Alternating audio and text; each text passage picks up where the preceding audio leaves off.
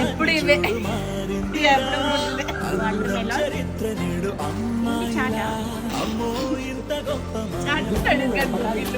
బఠానీ chat. So ఈరోజు స్నాక్స్తో పాటు ఇంకొక స్పెషల్ ఏంటి తెలుసా? అల్లం టీ తెలుసా? అంశు